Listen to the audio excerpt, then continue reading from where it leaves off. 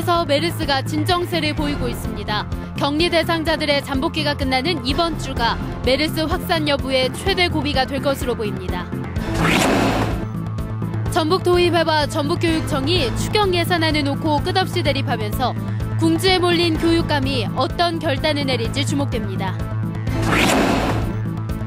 전주시가 전북에서 처음으로 다음 달부터 기간제 근로자에게 최저임금에다가 생계비 등을 더한 생활임금을 지급합니다.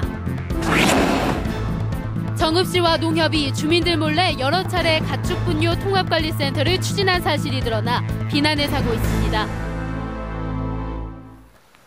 여러분 안녕하십니까? JTBC 8시 뉴스입니다.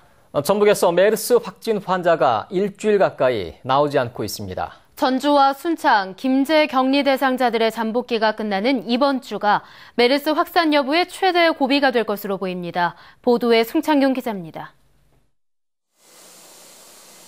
지난 8일 메르스 확진 환자가 발생한 김제입니다. 버스터미널에서는 아침부터 소독 작업이 한창입니다. 메르스 확산을 막기 위해 터미널과 학교, 교회 등을 중심으로 매일 10여 곳씩 소독 작업이 이루어집니다. 요즘은 아침 일찌감치 나와가지고 사람 주로 많이 모이는 곳에 한 10군데 이상씩 하고 있습니다. 전북의 메르스 격리와 감시 대상자는 672명으로 하루 전과 비교해 조금 늘었습니다. 격리 대상자가 4명 줄었지만 삼성 서울병원 등을 거친 10명이 추가됐습니다. 전북에서 메르스 여파가 계속될지 중단될지 여부는 이번 주가 고비가 될 것으로 보입니다. 지난 10일 전주에서 메르스 확진 환자가 발생한 뒤 엿새째 추가 환자는 나오지 않고 있습니다. 추가 환자가 발생하지 않으면 내일은 전주 환자와 접촉한 30여 명, 모레는 순창 환자와 접촉한 주민 100여 명이 격리 대상에서 해제되기 때문에 이번 주가 메르스 확산 여부의 분수령이 될 가능성이 큽니다. 자가격리가 해제가 됐다 하더라도 증상이 있다고 신고가 됐을 때는 그때그때 그분을 다시 격리하는 방안 등을 대비책을 가지고 있어야 된다고 생각합니다. 전라북도는 메르스 전파 경로 조사와 방역 조치를 강화하기 위해 민간 전문가 8명을 역학조사관으로 임명했습니다. 또 메르스 한 라인인 109번을 적극 홍보해 의심 증상이 있는 주민들의 신고를 유도하기로 했습니다. JTBC 뉴스 송창용입니다. 문재인 새정치민주연합 대표가 메르스 환자가 발생해 마을 한 곳이 격리된 순창을 방문했습니다. 문재인 대표는 순창군 보건의료원을 찾아 메르스 방역 상황을 들은 뒤 복분자 농장으로 이동해 주민들과 함께 복분자를 수확했습니다. 문재인 대표는 국가 방역 체계에 구멍이 뚫려 피해가 크다며 메르스 사태로 피해를 입은 주민과 지역 경제를 지원하기 위해 최선을 다하겠다고 말했습니다. 추경 예산안을 둘러싼 전북도 의회와 전북교육청의 대립이 파국으로 치닫고 있습니다. 도의회는 예산안 심사를 거부했고 교육청은 김승환 교육감의 사과나 해명은 하지 않기로 입장을 정리했습니다. 조창현 기자가 보도합니다. 전북도의회 교육위원회는 교육청 추경 예산안에 대해 부실한 예산 편성이라고 규정했습니다. 누리 예산에 쓰지 않기 위해 전라북도에서 주기로 한 예산을 고의적으로 누락시킨 것으로 보고 있습니다. 900억 총 예산에서 200억이라는 건 굉장히 크거든요. 그래서 전체적인 부실이기 때문에 세부적인 이거는 세입 하나하나를 놓고 심의할 수 있는 가치조차도 없다. 도의회는 김승환 교육감이 직접 예산안을 해명하라며 교육감의 도의회 출석을 통보했습니다. 교육감이 출석을 거부하고 부실 예산안에 대해 사과하지 않으면 예산안 심사를 거부하겠다는 강경한 입장입니다. 전북교육청은 김승환 교육감의 사과나 해명은 하지 않는 것으로 내부 입장을 정리한 것으로 알려졌습니다. 교육청은 도의회가 예산안 심사를 핑계 삼아 누리 예산을 편성하게 하려는 의도가 있다고 보고 있습니다. 우리가 예산서를 다시 작성한다 한들 누리과정 예산을 편성하지 않으면 또 그것도 성의 없고 무리한 거다, 의를 무시한 거다라고 다시 얘기가 나올 것 같아요. 양측의 대치가 계속되면 교육청 추경 예산안은 인건비와 같은 직접 지원비 외에는 모두 삭감될 가능성이 높습니다. 이렇게 되면 교육청이 올해 계획한 교육사업 전반에 큰 차질이 불가피합니다. 더욱이 도의회는 학교 공사의 부실 문제를 들어 행정사무조사권까지 발동할 계획입니다. 예산안 심사와 의결권을 가진 도의회가 강하게 밀어붙이면서 궁지에 몰린 교육감이 어떤 결단을 내릴지 주목됩니다. JTB 뉴스 조창현입니다. 내년 6월 개통 예정인 수서발 KTX 사업 범위에 전라선이 포함되지 않은 것으로 드러났습니다. 새정치연합 김윤덕 의원이 국회 상임위에서 이 문제를 지적하자 유일호 국토부 장관은 수서발 KTX 노선에 전라선이 포함되어 있지 않지만 충분한 수요가 있는지 조사한 뒤 코레일과 전라선의 포함 여부를 협의하겠다고 말했습니다. 유일호 장관은 또 기능 조정 과정에서 전북의 반발을 사고 있는 익산지방국토관리청의 분할 문제의 경우 아직 결정된 게 없다고 해명했습니다. 법정 최저임금 수준이 적절한지 논란이 적지 않은데요. 전주시가 다음 달부터 전북에서 처음으로 최저임금의 생계비 등을 고려한 생활임금제를 시행합니다. 권대성 기자입니다. 전주시청에서는 370명이 기간제 근로자로 일하고 있습니다. 짧게는 2달에서 길게는 1년 가까이 일하면서 받는 임금은 시간당 5,670원입니다. 법정 최저임금인 5,580원과 큰 차이가 없습니다. 저축할 정도의 임금은 아니라고 생각도 하고, 만약에 누군가를 가족을 부양해야 된다고 하면은 더더욱 조금 부족한 면이 있지 않나. 전주시가 기간제 근로자에게 최저임금에다가 생계비와 주거비 등을 더한 이른바 생활임금을 다음 달부터 지급합니다. 생활임금제는 서울 등 전국의 11개 시군구가 도입했고 전북에서는 전주시가 처음입니다. 생활임금위원회를 거쳐 결정한 생활임금 수준은 시간당 6,060원입니다. 최저임금보다 9%가량 많습니다. 우선은 이제 최저임금이 책정이 돼서 시행되고 있습니다. 근데 이게 생활하는데 너무 작다는 의견이 있어서 그걸 좀 보전을 해주자. 하지만 생활임금 수준이 기대에 못 미친다는 의견도 나오고 있습니다. 생계가 아닌 생활을 할 수 있는 임금을 보장하겠다라고 했었던 건데 실제 지금 결정된 수준은 최저 생계비에 준하는. 전주시는 내년부터 시설관리공단 등 산하 공기업과 기관까지 생활임금제를 적용하고 민간기업의 도입도 유도할 예정입니다. JTB 뉴스 권대성입니다. 전주시가 상수도관 파열 사고가 잇따르자 무작위 굴착 조사를 하기로 했습니다. 전주시는 지난 2009년부터 유수율을 높이기 위해 교체한 상수도관 가운데 무작위로 선정한 상수도관에 대해 제대로 공사가 이루어졌는지 굴착 조사를 하기로 했습니다. 전주시의 유수율 제고 사업은 올해 말 끝날 예정입니다. 전주시의회가 메르스 여파를 고려해 오는 22일부터 예정한 국외 연수를 무기 연기하기로 했습니다.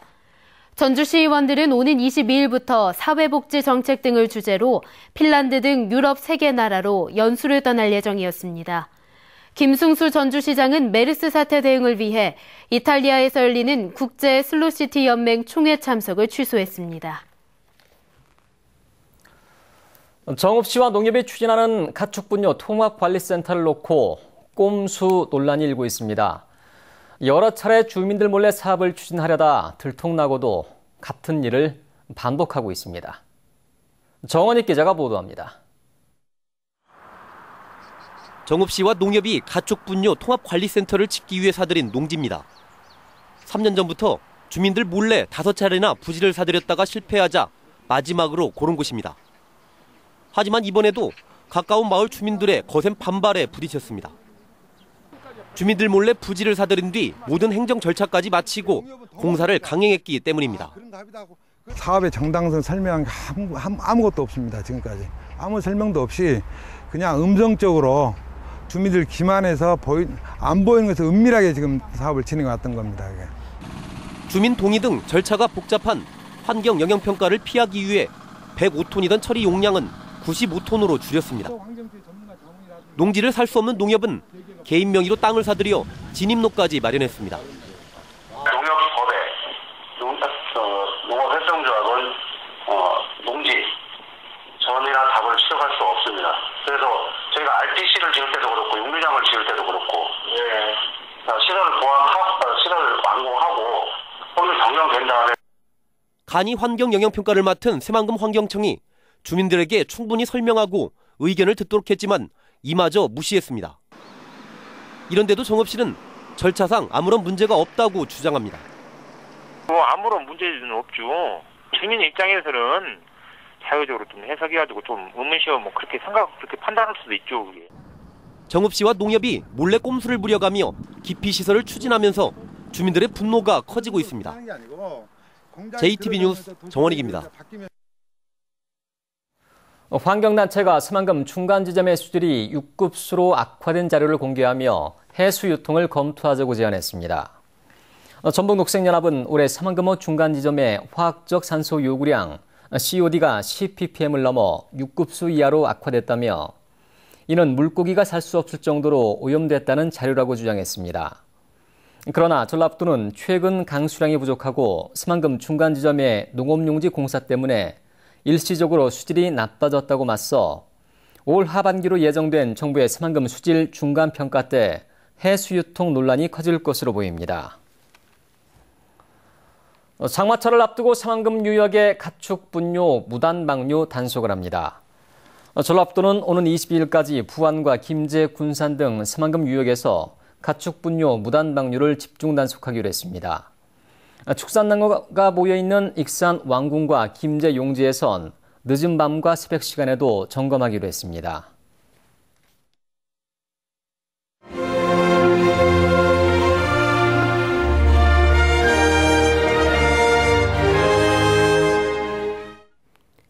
소외계층을 위해 나눔을 실천하는 봉사자들의 이야기를 소개하는 순서입니다.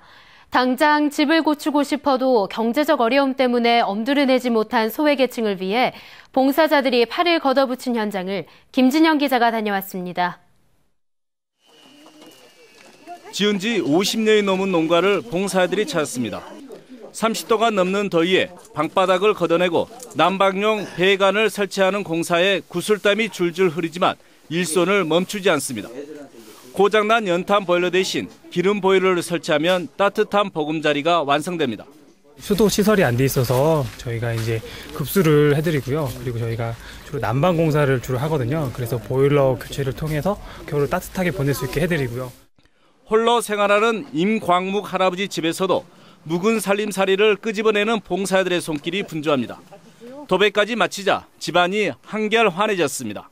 이번에 이렇게 도와주셔가지고 많이 좀 위로도 되고 힘도 얻고 그랬습니다. 당장 집을 고치고 싶어도 경제적 어려움 때문에 엄두를 내지 못했던 독거노인과 장애인 가정 등 소외 계층을 위해 봉사자들이 팔을 걷어붙였습니다. 다음 달까지 모두 21가구를 대상으로 보일러 교체와 도배 등 필요한 집 수리를 마칠 예정입니다.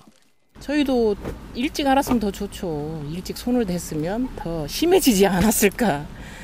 그런 아쉬움이 좀 듭니다.